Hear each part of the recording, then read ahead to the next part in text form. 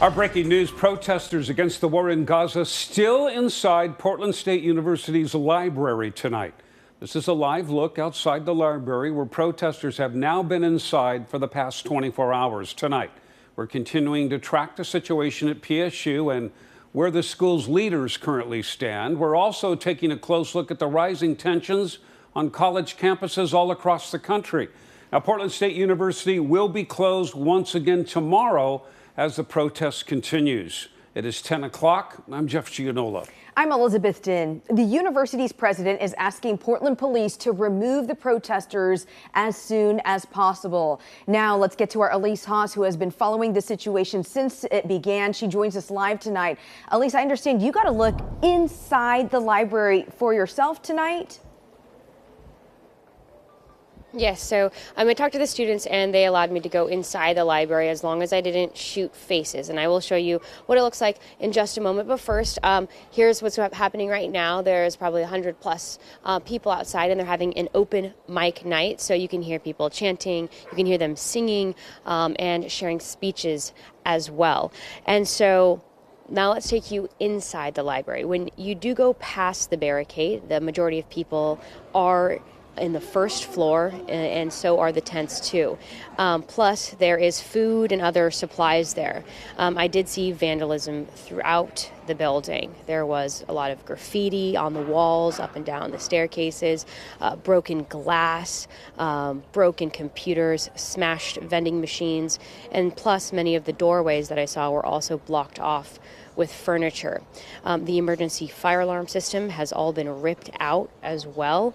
But then, same kind of similar thing when you see the outside of the building too. A lot of graffiti and a lot of, the encampment has pretty much spanned the entire library portico. So when I did talk to the students who are here in this encampment, they are here collectively, yet they do have individual reasons for joining this encampment protest. For instance, one student who I talked with told me about how he had a very traumatic childhood, and so he couldn't imagine the bombings that are going on in Gaza. So, really the students do anticipate that police will move in tonight. And with that, they say they have a plan, though they're not sharing it. But from the students that I talked to, they say that they have no intentions of leaving. So we'll be out here tonight monitoring the protests, and we'll bring you coverage throughout this newscast. But for now, we're putting live in downtown Portland. Elise Haas, KOIN 6 News. Elise, stay with us for just a bit, because as we branch off from those images, eye-opening images that you just showed to us, is there a way to describe the mood or the feeling once you were inside the building taking those photos? Yeah, everyone inside was very respectful and kind. If I talked to them and asked them, hey, is it okay if I take a photo? They would say yes or no, of them, rather, So I would say there's actually, pizza, soda. They are having a movie night in there. So people are just kind of broken off into groups throughout, like all 5 or 6 floors. But again, the majority of people are downstairs hanging out and just talking amongst themselves. So some people are doing art supplies or, kind of making new signs. Kind of runs the gamut inside the library right now. Elise, were you shocked at the amount of damage inside the library? These are the first images we're seeing of that. And I have to tell you, I'm shocked. And you said they've broken computers, they've ripped out equipment, there's graffiti all over the walls. Were you shocked by what you saw? Yeah, naturally. I think that it's always hard to, try and comprehend the amount of damage that's going on.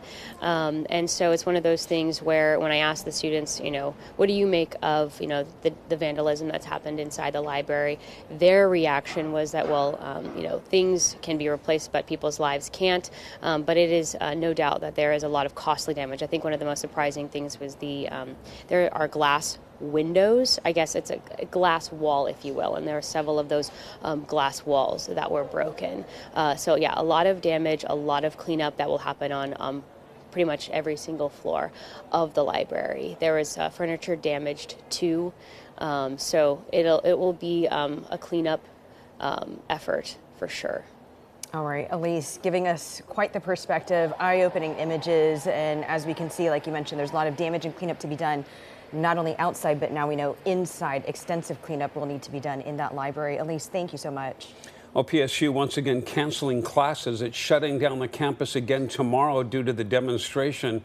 As Portland police stated last night, this demonstration has crossed over from free speech to criminal activity. And we saw the damage in the library for the first time tonight, and it is criminal. Today, we asked students for their thoughts on the occupation. Destroying public property, destroying the library, the resource that many students use, I don't agree with. Start getting in the way of stuff I'm trying to do for school, but it's not as big of a deal as, I guess, what they're protesting for. Well, protesters calling on the administration at PSU to cut ties from Boeing and other companies connected to the war in Gaza. Organizers say they aren't going anywhere until students' demands are met. We want them to cut ties. We want them to acknowledge the genocide's happening.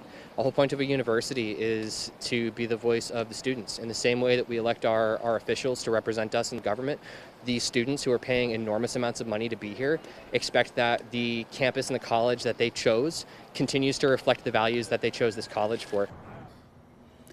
And beyond severing ties with Boeing, the demands published by students include administration calls for an immediate ceasefire in Gaza, provide transparency in its funding investments, disarm campus security officers, and drop any charges for those targeted for Palestinian support. Now, the university's president, Ann Cudd, did send out a message to the Portland campus community just this afternoon, saying she requested Portland police to remove the trespassers inside the library. This morning, she posted on Instagram a message to students and others who are occupying the campus library. I've heard your demands, and I know your concerns. They're very important concerns about the terrible war in Gaza right now. I'm willing to talk to you, to enter into a constructive dialogue with you. We cannot, however, allow the continued occupation of Millar Library. And her message there really echoes what she said just last night. You're looking the video from 24 hours ago almost. Cudd was among Portland city leaders who had that late night news conference. The Portland police chief, mayor, district attorney gathering to tell occupiers that they are engaged in criminal behavior and felony charges could be filed. However, no time has been announced for a forcible removal.